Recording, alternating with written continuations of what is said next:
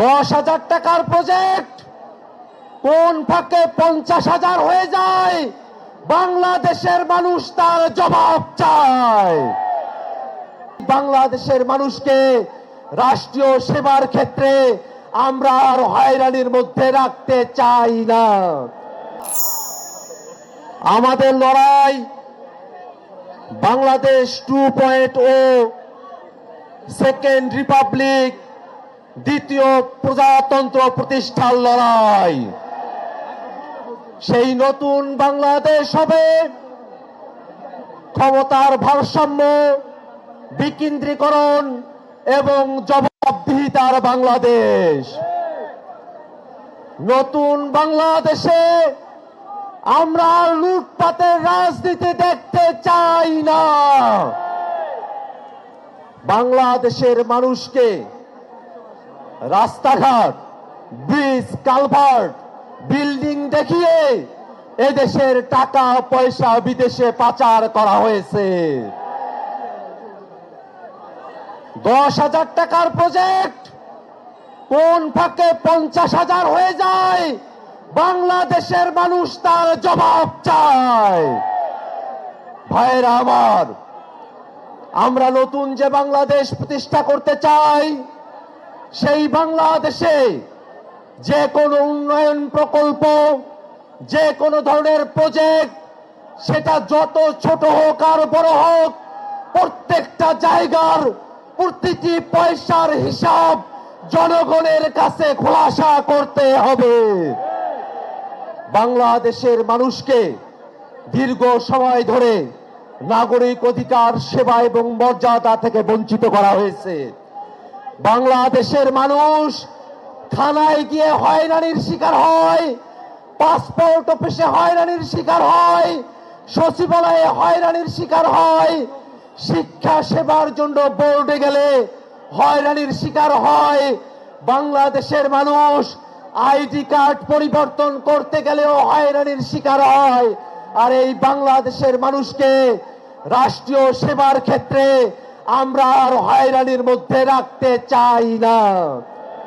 বাংলাদেশের মানুষ থানায় গেলে, পাসপোর্ট অফিসে গেলে, শিক্ষা ভবনে গেলে, সচিবালয়ে গেলে, নির্বাচন কমিশনে গেলে, বাংলাদেশের প্রত্যেকটা সরকারি দপ্তরে গেলে বাংলাদেশের মানুষ মর্যাদা নিয়ে নাগরিক সেবা প্রাপ্ত হবে।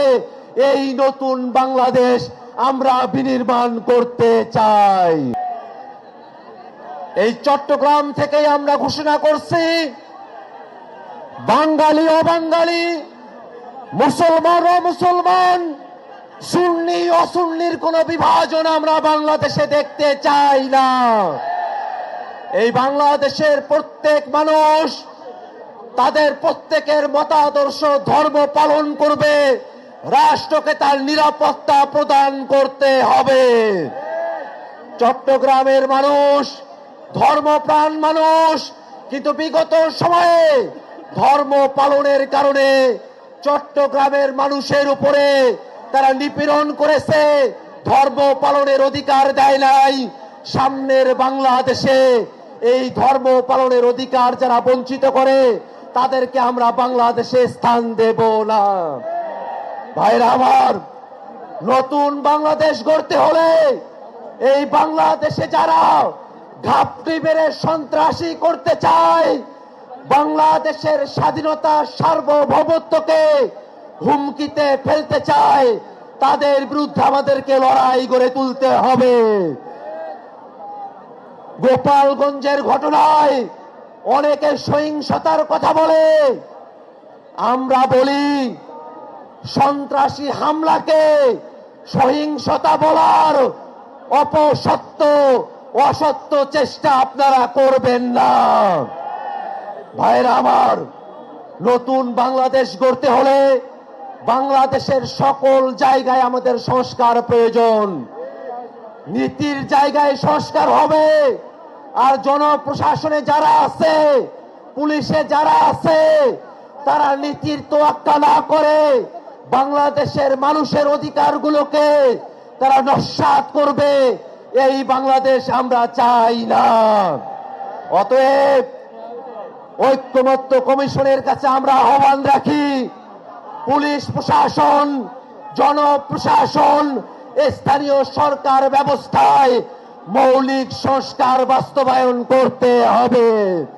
ভাইরা আমার, এই বাংলাদেশে যাতে একটি সুষ্ঠু নির্বাচন আয়োজিত হয়, এই কারণেই এই বাংলাদেশে সংস্কার এবং বিচারের প্রয়োজন।